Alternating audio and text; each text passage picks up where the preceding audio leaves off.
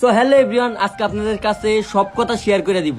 তো অনেকেই তো জানেন যে ওর সাথে আমার বিয়ে হয়েছে, কিন্তু সব মিথ্যা কথা। তো ওই আমার সম্পর্কে খালাতো মন লাগে, ঠিক আছে। তো অনেকেরই জানার ইচ্ছা ছিল, তো আজকে কথাটা ফাঁস করে দিলাম, ঠিক আছে। ওর সাথে আমার কোনো বিয়ে হয় নাই। হে গাইস, আসসালামু আলাইকুম। This is Labib, welcome to এক্সপ্লোজার army. আজকে যে পাপিকে নিয়ে কথা বলতে যাচ্ছি সে হলো বউ ব্যবসা করে, কিন্তু তার বউকে সে বউ মনে করে না, খালাতো বোন মনে করে। এইটাও সম্ভব? হ্যাঁ আপা, সম্ভব। টিকটকারদের দ্বারাই সবই সম্ভব। ওদের ব্রেন তো পুটকিতে থাকে, মাথায় না। ঠিক বলেছো। তাই ওরা বউকে খালাতো বোন বলে, বউ না। কথা কি ক্লিয়ার না ভেজাল আছে? ভালোবাসলে এমন ছেলেকে ভালোবাসো, ছাইরা গেলে যেন খোদার কাছে চাই, অন্য কোনো মেয়ের কাছে না। বিষয়টা একটু ব্যাখ্যা করবেন? হ্যাঁ করব। আর যদি ব্যাখ্যাই না করি তাহলে কি আর হবে?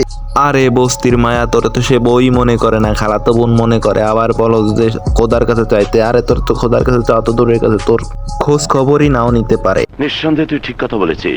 আমি চেয়েছি এই ভিডিওতে গালি না দেওয়ার জন্য, শুধু বিনোদন রাখার জন্য। এই ভিডিওটা দেখে কে কতটুকু বিনোদন পেয়েছেন কমেন্ট বক্সে কমেন্ট করবেন। গার্লফ্রেন্ড থেকে বউ বানাইছো, বউ থেকে বাচ্চার মা কোন সময় বানাইবাই বাবু? আরে এরা কারা, কোত্থেকে এলো? এই বস্তি মার্কা টিকটকারদের কথা শুনে আমার বাথরুমে যাইতে মনে যাচ্ছে। আমার মেশিনটাও উপরের দিকে উঠে গেছে আমার। ভাই রে ভাই, এক মুখে কত কথা কইতে পারে। একবার বললো খালাতো বোন, একবার বললো গার্লফ্রেন্ড, একবার বললো বাচ্চার মা।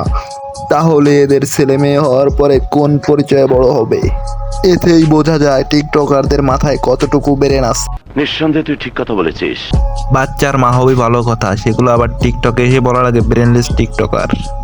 তো আজকের মতো বিদায় নিচ্ছি। প্রিয় ভিডিওটি ভালো লাগলে লাইক করে দিও। কিছু আবালদের কেটে দিব। তোমাদের জানাই আল্লাহ হাফেজ।